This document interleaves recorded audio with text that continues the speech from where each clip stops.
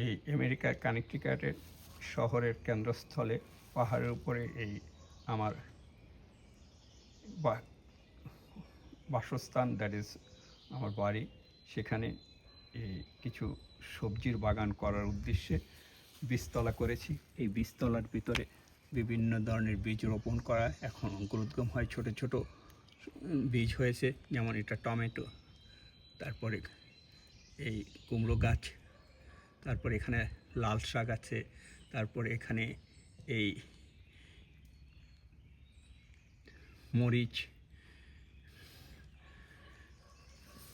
বেগুন, তার এটা আরেকটা বীজতলা।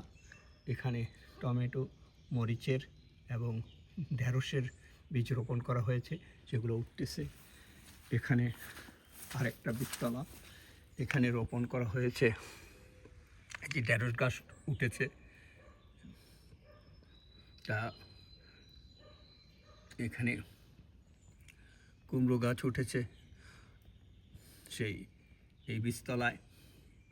ভবিষ্যতে এখান থেকে উঠে নিয়ে এখানে টমেটো, ঢেঁড়স, বেগুন, এই কুমড়ো,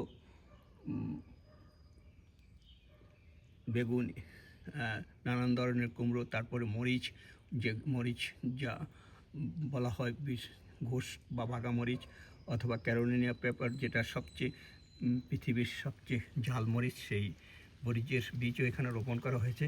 তা ভবিষ্যতে এখান থেকে নিয়ে বিভিন্ন জায়গায় লাগাবো, আশা করি হবে। এই আর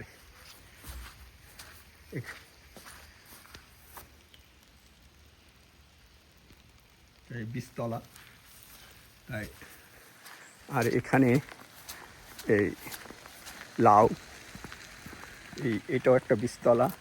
এখানে লাউ, এখানে সিম, তারপরে এখানে বাংলাদেশ থেকে আনা কুমড়ো, বিভিন্ন ধরনের সবজির বীজ এখানে রোপণ করা হয়েছে এবং অঙ্কুরোদ্গম ঘটতেছে, এবং ভবিষ্যতে এখান থেকে নিয়ে বিভিন্ন জায়গায় লাগিয়ে জাস্ট সেখানে রোপণ করা হবে এবং আপনাদের সাথে শেয়ার করা হবে ইনশাল্লাহ।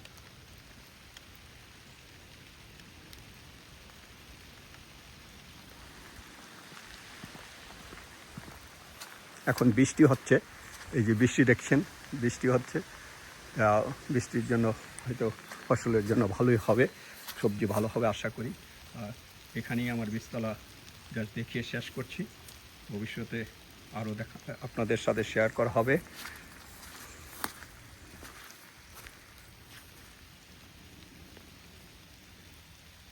আপনারা সবাই ভালো থাকুন এবং এই ভবিষ্যতে শেয়ার করবো আশা করি।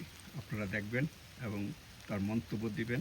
ভালো থাকেন, সবাইকে ধন্যবাদ জানিয়ে শেষ করছি। খোদা হাফেজ।